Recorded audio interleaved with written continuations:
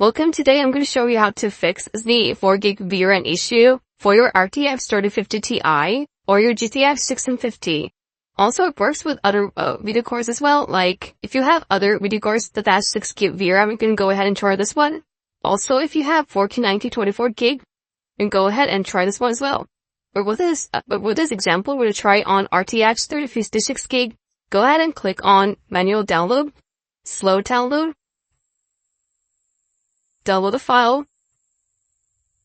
Now go to the download directory. From here, right click on the RAR file, add extract here.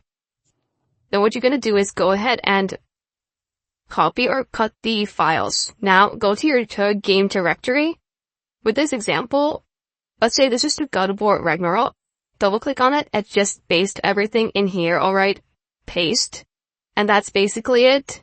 If you found this video helpful, please leave a like and subscribe, and I'll see you in the next one.